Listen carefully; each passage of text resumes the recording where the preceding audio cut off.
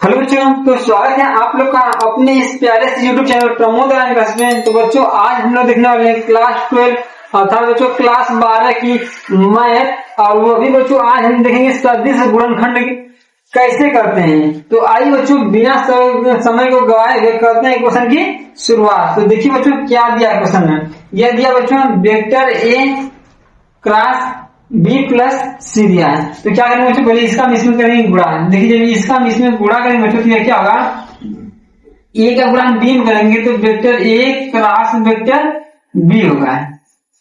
अब देखिए बच्चों सेम इसी तरह से हम लोग क्या करेंगे, बीच में प्लस है तो लिखेंगे प्लस। अब देखिए ए का गुणा किसमें करना है, तो सी में करना बच्चों। ऐसा तो गुणा आप क्लास 6, 7, 8 से ही पढ़ते आ रहे हैं। जब इसका गुणा सी में करेंगे बच्चों तो यह क्या होगा, vector A cross vector C हो जाएगा। बीच में देखिए बच्चों क्या दिख रहा है, यह दिख रहा है प्लस। बी का गुणा किसमें करेंगे, सी में करेंगे तो यह क्या होगा बच्चों, यह भी होगा वेक्टर बी क्रॉस वेक्टर क्या होगा, तो यह होगा सी हो जाएगा। अब देखिए बच्चों क्या करेंगे, अब इसी बी का गुणा हम किसमें करेंगे, ए में करेंगे।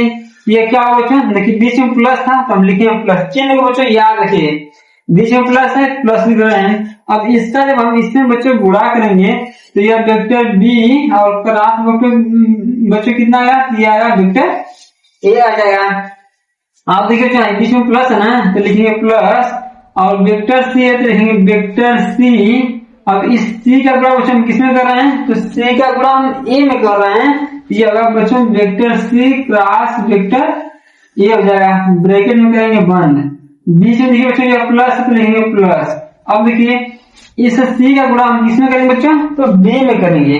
सी का गुणा किसमें करेंगे, तो बी में करेंगे। जब बच्चों सी का गुणा हम बी में करेंगे तो यह vector C cross vector B होगा। आई होप कि बच्चों यह गुणा आपको समझ में आया होगा। अब देखिए बच्चों सदिश गुणनखंड में क्या होता है।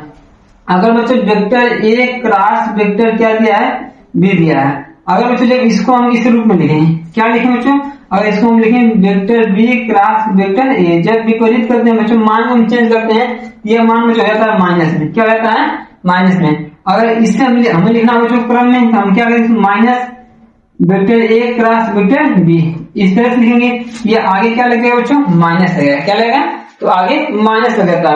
तो देखिए बच्चों यहाँ पर देखिए क्या दिया मान, यह तो दिया है ए क्रम से दिया ना, ए बी दिया है। यहाँ पर हम लिख लेंगे बच्चों वेक्टर ए क्रॉस वेक्टर क्या होगा, तो बी हो जाएगा। अब देखिए बच्चों यह प्लस है और यह क्या होगा वेक्टर ए क्रॉस वेक्टर क्या होगा, सी होगा। वेक्टर ए क्रॉस वेक्टर क्या आएगा, सी हो जाएगा। अब देखिए बच्चों यह प्लस है तो लिखेंगे प्लस। अब इसका देखिए बच्चों इसमें गुणा करना है, ये भी क्रम में दिख रहा है, यहाँ पर भी लिखेंगे वेक्टर बी क्रॉस वेक्टर क्या है, सी है। अब देखिए बच्चों यहाँ पर क्या करेंगे, अब यहाँ पर बच्चों हम क्या करेंगे, अब देखिए बी और ए दिख रहा है, क्या बच्चों बी और ए। जब इसको बच्चों हम क्रम से लिखते हैं, जब क्या करते हैं इसको हम क्रम से लिखते हैं बच्चों, तो यहाँ पर क्या होगा, चिन्ह बदल जाएगा। यह प्लस से क्या होगा माइनस हो जाएगा। तो यहाँ पर लिख देंगे माइनस, और ये होगा बच्चों vector A cross vector B हो जाएगा।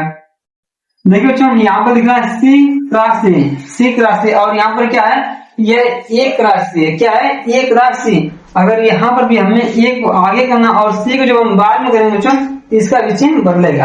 अगर यह प्लस में तो यह क्या होगा माइनस में, यह होगा बच्चों वेक्टर ए क्रॉस वेक्टर क्या होगा, तो यह सी हो जाएगा। अब देखिए बच्चों क्या होगा, आगे देखिए यहाँ पर लिखा गया है सी बी। जब क्रम क्या होता है, तो क्रम होता है बच्चों बी के बाद सी आता है। क्या आता है, बी के बाद सी आता है। यहाँ पर बच्चों क्रम चेंज करें तो ये भी क्या होगा माइनस में, तो वेक्टर बी क्रॉस वेक्टर क्या होगा, सी हो जाएगा। तो आई होप बच्चों यह आपको समझ में आया होगा। अब देखिए बच्चों जितना मान प्लस में दिख रहा है उतना ही मान क्या दिख रहा है माइनस में। यह भी जितना प्लस में है उतना ही यहाँ पर माइनस है, और यह भी बच्चों जितना प्लस में है उतना यह भी क्या दिख रहा है माइनस में। अर्थात सब कट जाएगा तो मान कितना आएगा बच्चों, इसका मान आएगा 0, जो कि बच्चों इस क्वेश्चन क्या है आंसर है। तो आई होप कि आप लोग को यह क्वेश्चन बच्चों समझ में आ गया होगा। अगर मुझे क्वेश्चन समझ में आ रहा है तो क्वेश्चन को अधिक से अधिक लोगों के पास शेयर करिए, और उस चैनल को सब्सक्राइब कर लीजिए। बगल में बेल आइकन दिख रहा है उसे भी प्रेस कर लीजिएगा, ताकि हमारे वीडियो का जो भी नोटिफिकेशन बच्चों आपके पास बहुत जल्दी पहुंचे। तो बच्चों चलिए मिलते हैं नेक्स्ट वीडियो में नेक्स्ट क्वेश्चन के साथ।